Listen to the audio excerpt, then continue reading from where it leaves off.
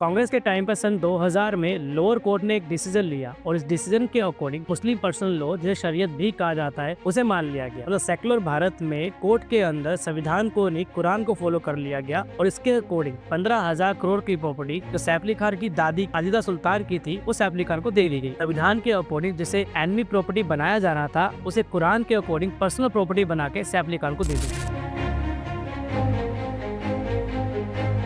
इस royal family की शुरुआत होती है फैज तलब खान से, जो एक अफगानी पठान थे। 1803 में इन्होंने एंग्लो मराठा वॉर में ब्रिटिश का साथ दिया और युद्ध जीतने के बाद ब्रिटिश ने इन्हें नवाब का टाइटल दिया। 1804 में फैज तलब खान ने पटौदी शहर में, तो इस समय हरियाणा के गुरुग्राम के पास है, उस टाइम पर उसमें 40 विलेज हुआ करते थे, वहाँ पर पटौदी रियासत की शुरुआत करी। 1947 तक इस फैमिली ने हरियाणा के पटौदी शहर और मध्य प्रदेश के भोपाल शहर पर रूल किया, लेकिन पार्टीशन के टाइम पर इस परिवार के 4 सदस्य पाकिस्तान चले गए और भारत बचे सिर्फ नवाब हमीदुल्लाह खान, तो उस समय भोपाल पे रूल कर रहे थे और मोहम्मद अली जिन्ना और लॉर्ड माउंटबेटन के क्लोज फ्रेंड थे। नवाब भोपाल को भी पाकिस्तान में मिलाना चाहते थे, लेकिन 80% हिंदू पॉपुलेशन और ज्योग्राफिकल एरिया के कारण ये पॉसिबल नहीं हो पाया। यहाँ से शुरू होती है सैफ अली खान की कहानी। नवाब की 3 बेटियां थी। सबसे बड़ी बेटी थी आबिदा सुल्तान, दूसरी बेटी थी साजिदा सुल्तान और तीसरी बेटी थी राबिया सुल्तान। आबिदा सुल्तान के पाकिस्तान चले जाने के बाद सारी प्रॉपर्टी ऑटोमेटिकली साजिदा सुल्तान को मिल जाती है। साजिदा सुल्तान इफ्तिकार अली खान पटौदी से शादी करती है, जो कि एक क्रिकेटर। इनके बेटे थे लेजेंडरी मंसूर अली खान, यह भी एक क्रिकेटर थे और इंडियन टीम में एज ए कैप्टन कई साल तक क्रिकेट खेला। क्रिकेट में इनके अग्रेसिव नेचर के कारण इन्हें टाइगर पटौदी भी कहा जाता है। टाइगर पटौदी ने शर्मिला टैगोर से शादी करी और टाइगर पटौदी और शर्मिला टैगोर के बेटे हैं सैफ अली खान, जिनकी आज 15,000 करोड़ की प्रॉपर्टी को भारत सरकार ने एनिमी प्रॉपर्टी डिक्लेयर कर दिया है।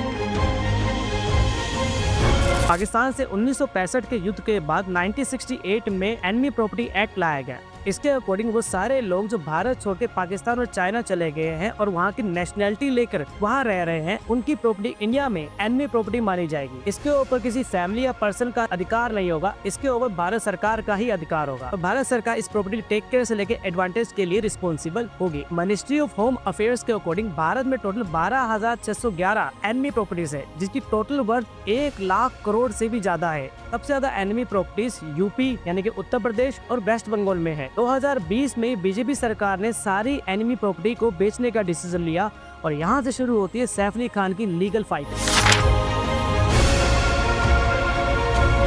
कांग्रेस के टाइम पर सन 2000 में लोअर कोर्ट ने एक डिसीजन लिया और इस डिसीजन के अकॉर्डिंग मुस्लिम पर्सनल लॉ जिसे शरीयत भी कहा जाता है उसे मान लिया गया। मतलब सेकुलर भारत में कोर्ट के अंदर संविधान को नहीं कुरान को फॉलो कर लिया गया और इसके अकॉर्डिंग 15,000 करोड़ की प्रॉपर्टी जो सैफ अली खान की दादी आजिदा सुल्तान की थी वो सैफ अली खान को दे दी गई। संविधान के अकॉर्डिंग जिसे एनिमी प्रॉपर्टी बनाया जाना था उसे कुरान के अकॉर्डिंग पर्सनल प्रॉपर्टी बना के सैफ अली खान को दे दी गई। 2014 में जैसी बीजेपी पावर में आई तो उन्होंने कुरान को हटा के संविधान को पावर में लाया और इस 15,000 करोड़ की प्रॉपर्टी को एनिमी प्रॉपर्टी डिक्लेयर कर दिया। लेकिन 2015 में सैफ अली खान ने इस ऑर्डर को मध्य प्रदेश हाई कोर्ट में चैलेंज किया और इसके ऊपर स्टे लगवा दिया। लेकिन 2017 में बीजेपी ने पूरी गेम ही पलट कर रख दी और एनिमी प्रॉपर्टी एक्ट में एक स्ट्रॉन्गेस्ट अमेंडमेंट किया। इस अमेंडमेंट के अकॉर्डिंग अगर कोई एनिमी प्रॉपर्टी का उत्तराधिकारी इंडिया का सिटीजन भी है लेकिन उसके पूर्वज पाकिस्तान या चाइना में जाके रह रहे हैं, तब भी उस प्रॉपर्टी को एनिमी प्रॉपर्टी ही माना जाएगा और उस पर किसी पर्सन या फैमिली का नहीं भारत सरकार का अधिकार होगा। क्योंकि सैफ अली खान की दादी की बड़ी बहन आबिदा सुल्ताना पाकिस्तानी बन गई थी और सैफ अली खान के कई पूर्वज पाकिस्तानी बन चुके हैं और पाकिस्तानी आर्मी और पाकिस्तानी पॉलिटिक्स में अपनी सेवाएं दे रहे हैं। इसलिए ये प्रॉपर्टी भारत सरकार ने सैफ अली खान को ना देके एनिमी प्रॉपर्टी डिक्लेयर करके खुद अपने पास रख ली। दिसंबर 2024 में मध्य प्रदेश हाई कोर्ट ने फाइनली इसे एनिमी प्रॉपर्टी डिक्लेयर कर दिया और इस ऑर्डर को चैलेंज करने के लिए सैफ अली खान को 30 दिन का टाइम दिया, लेकिन सैफ अली खान ने इस ऑर्डर को चैलेंज नहीं किया। ये संविधान से चलेगा, किसी धार्मिक किताब से नहीं। इसलिए मध्य प्रदेश हाई कोर्ट ने 2026 में इस केस को रीट्रायल करने का फैसला लिया और भारत सरकार और सैफ अली खान को 1 साल के अंदर अंदर ये बात प्रूफ करने के लिए कहा कि कौन सी प्रॉपर्टी सैफ अली खान की दादी आजिदा खान की है और कौन सी प्रॉपर्टी सैफ अली खान की दादी की बड़ी बहन आबिदा सुल्तान जो पाकिस्तानी बन गई थी उनकी है, ताकि किसी के साथ भी अन्याय ना हो।